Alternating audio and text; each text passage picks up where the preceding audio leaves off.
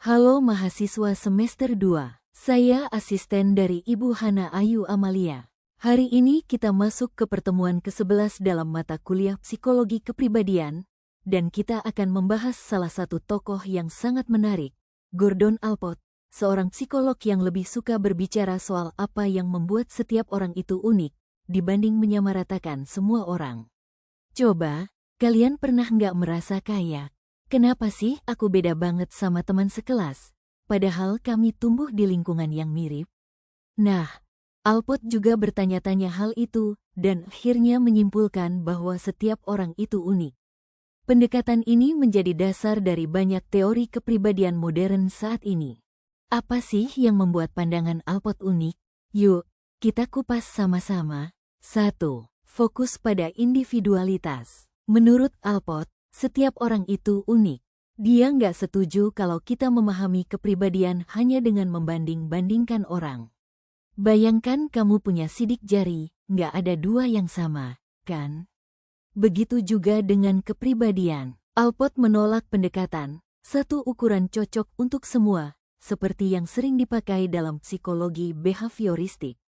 Baginya, penting banget untuk memahami kepribadian dari dalam diri seseorang, bukan hanya dari apa yang tampak di luar.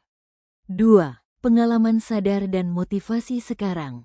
Kalau Freud fokus pada alam bawah sadar, Allport justru melihat sisi yang berbeda.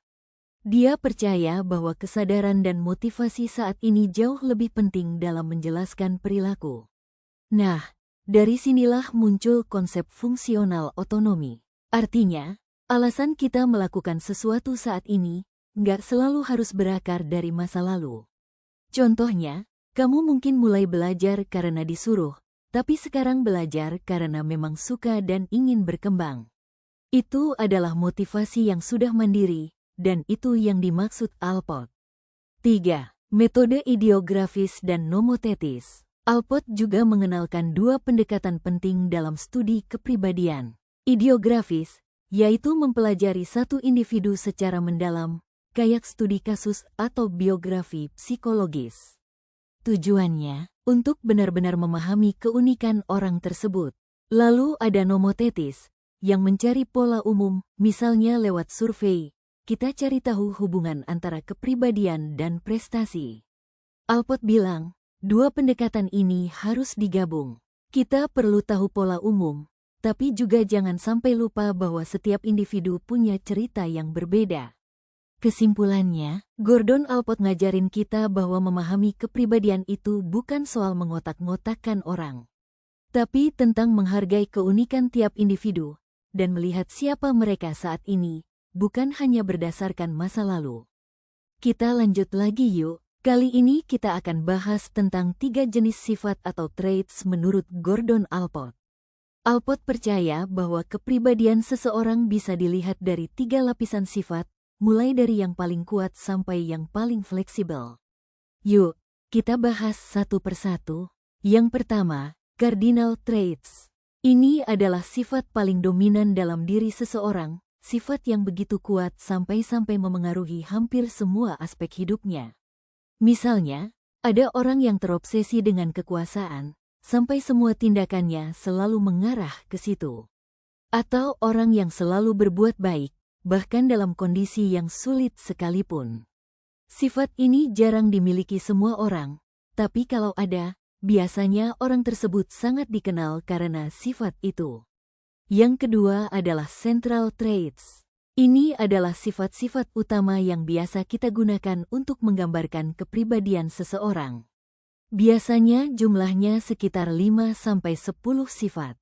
Contohnya, jujur, ramah, pemalu, ambisius, atau percaya diri. Kalau teman kamu diminta menggambarkan kamu dengan beberapa kata, nah, yang mereka sebut itu kemungkinan besar adalah central traits-mu. Terakhir, ada yang namanya secondary traits. Ini sifat yang lebih fleksibel dan biasanya hanya muncul dalam situasi tertentu. Contohnya, seseorang mungkin biasanya pendiam, tapi jadi sangat antusias saat bicara soal film favoritnya. Atau kamu suka pedas, tapi hanya kalau makannya bareng teman dekat. Jadi, sifat-sifat ini nggak selalu muncul setiap saat, tapi tetap bagian dari kepribadian kita. Alport menyebut konsep diri sebagai proprium, yaitu bagian dari kepribadian yang bikin kita merasa, inilah aku. Proprium berkembang dalam 7 tahap, dari bayi sampai dewasa. Sense of bodily self. Bayi sadar tubuhnya milik sendiri. Self-identity. Anak mulai tahu dia adalah aku yang sama setiap hari. Self-esteem. Mulai merasa bangga, aku bisa. Self-extension. Menganggap benda atau orang lain sebagai bagian dari dirinya. Self-image. Punya gambaran tentang diri dan harapan dari orang lain. Rational coping. Mulai berpikir logis dan bisa memecahkan masalah. Propriate striving. Punya tujuan hidup dan merasa hidupnya bermakna.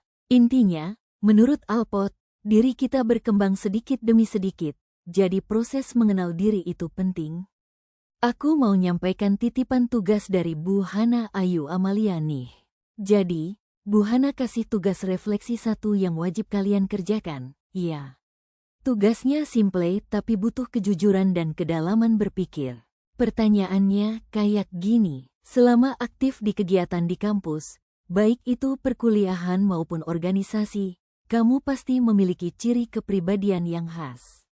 Coba ceritakan dirimu sendiri. Lalu jelaskan sifat sentral dan sifat sekundermu menurut teori Alport. Bagaimana kepribadianmu memengaruhi suasana dan dinamika kamu dalam berkegiatan? Gunakan pertanyaan ini sebagai panduan untuk menulis refleksi. Ceritakan secara jujur dan apa adanya, bagaimana kamu mengenali dirimu, apa saja sifat-sifat utama yang tampak konsisten dalam keseharianmu, serta sifat-sifat yang hanya muncul dalam situasi tertentu.